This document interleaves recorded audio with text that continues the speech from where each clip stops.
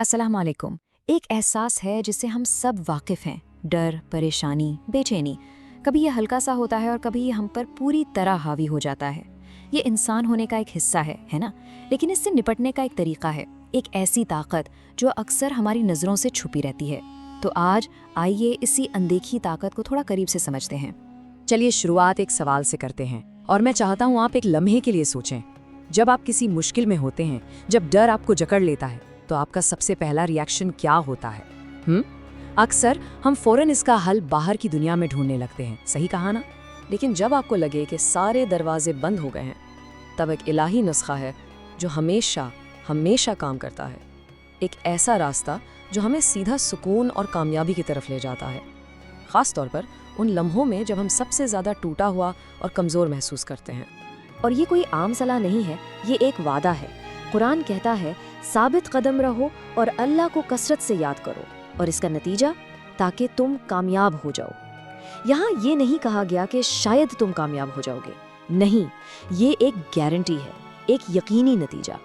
अच्छा, तो सवाल ये है कि ये काम कैसे करता है? मतलब सिर्फ अल्लाह को याद करने से डर और परेशानी पर काबू पाकर असल कामयाबी कैसे मिल सकती है? चलिए इसके पीछे जो पूरा मैकेनिज्म है ना, उसको थोड़ा गहराई से देखते हैं। देखिए, इसका एक पूरा प्रोसेस है। सबसे पहले जब हम अल्लाह को याद करते हैं तो जिक्र का सीधा असर हमारे दिल पर होता है और उससे सुकून मिलता है। फिर जब यही जिक्र हमारी ज़बान पर जारी हो जाता है तो वो पुरसुकून ज़बान उस दिल के सुकून को और मजबूत करती है। और आखिर में जब हम अपने आखिरी इनाम को याद करते हैं तो हमारा इरादा, हमारा अज़्म बिल्कुल लोहे की तरह मजबूत हो जाता है। ठीक है, ये सब सुनने में तो बहुत अच्छा लगता है, लेकिन दिमाग में एक सवाल ज़रूर आता है ना, कि क्या ये सब असली ज़िंदगी के बड़े बहरानों में, जब सब कुछ बिगड़ रहा हो और कोई उम्मीद न दिख रही हो, क्या ये तब भी काम करता है? इसका जवाब एक बहुत ही ज़बरदस्त वाक़ये में छुपा है।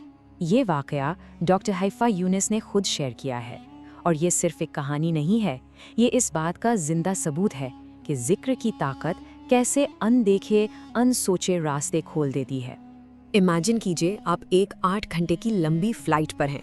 आपको शदीद बुखार है, पूरा जिस्म दर्द से टूट रहा है, आप जितनी दवा ले सकते थे वो आप ले चुके हैं, और फ्लाइट अटेंडेंट्स रूल्स की वजह से मजबूर हैं, वो आपको और दवा नहीं दे सकते।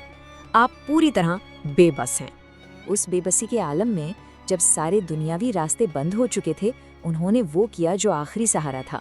वो कहती हैं, अगले 2 घंटे मैं मुसलसल सिर्फ सलवात पढ़ती रही, क्योंकि मेरे पास और कुछ बचा ही नहीं था, कोई और ऑप्शन ही नहीं था। तो फिर क्या हुआ? क्या कोई चमत्कार हुआ? क्या वो फौरन ठीक हो गई? नहीं, लेकिन एक ऐसी चीज़ हुई जिसकी कोई उम्मीद नहीं थी। एक दूसरी फ्लाइट अटेंडेंट उनके पास आई और उसने रूल्स तोड़कर उन्हें वही दवा दी जिसकी उन्हें सख्त ज़रूरत थी। मदद आई, लेकिन उस रास्ते से जिसका उन्होंने तसव्वुर भी नहीं किया था। ये है जिक्र का असर। इस वाक़ये से सबसे बड़ा सबक ये है कि जिक्र उस वक्त सबसे ज़्यादा काम आता है जब वो हमारी आदत बन जाए, क्योंकि जब मुश्किल आती है ना, तो हम वही करते हैं जिसकी हमें प्रैक्टिस होती है। तो फिर सवाल ये है कि इसे अपनी रोज़मर्रा की ज़िंदगी का हिस्सा कैसे बनाया जाए? ज़रा अपनी उन आदतों के बारे में सोचिए जो हम बिना सोचे समझे करते हैं, जैसे बार बार फ़ोन चेक करना, सुबह उठते ही कॉफ़ी पीना। ये सब हमारी मसल मेमोरी का हिस्सा है। अब सोचिए, क्या हो अगर अल्लाह का जिक्र भी इतना ही नेचुरल, इतनी ही गहरी आदत बन जाए कि जब आप कुछ ना कर रहे हों तो ज़बान से अपने आप अल्हम्दुलिल्लाह निकले, किसी खूबसूरत चीज़ को देखकर दिल से सुबहानल्लाह निकले। और अगर आपको लगता है कि इसके लिए कोई बहाना हो सकता है, तो इसका सबसे बड़ा सबूत सुनिए। हज़रत ज़करिया अलैहिस्सलाम को अल्लाह ने 3 दिन तक लोगों से बात करने से मना किया था, लेकिन उसी के साथ ये भी हुक्म दिया, अपने रब को कसरत से याद करो। मतलब बोलना मना था, लेकिन जिक्र का हुक्म फिर भी बाकी था, कोई एक्सक्यूज़ नहीं। तो फिर असली कामयाबी का राज क्या है? देखिए, ये सिर्फ पैसा या शोहरत नहीं है। असली कामयाबी है मुश्किल से मुश्किल हालात में भी साबित कदम रहना। और इस साबित कदमी की जो ताकत है, इसकी बुनियाद वो अल्लाह के जिक्र से ही मिलती है। इसकी जीती जागती मिसाल आज हम गज़ा के लोगों में देखते हैं। इतनी शदीद तकलीफ़ और मुसीबत के बावजूद जब आप उनकी बात सुनते हैं तो उनके हर जुमले में अल्लाह का जिक्र शामिल होता है। अल्हम्दुलिल्लाह, इंशाअल्लाह, अल्लाहु अकबर। जिक्र उनकी ज़िंदगी का, उनकी सांसों का हिस्सा बन चुका है, और शायद यही उनकी हिम्मत और उस बेमिसाल साबित कदमी का राज है। تو آخر میں یہ سوال ہم سب کے لیے ہے، میرے لیے بھی اور آپ کے لیے بھی۔ ہماری روزمرہ کی زندگی میں اللہ کا ذکر کتنا ہے؟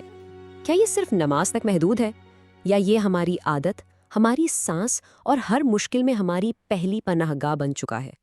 اس پر غور ضرور کیجیے۔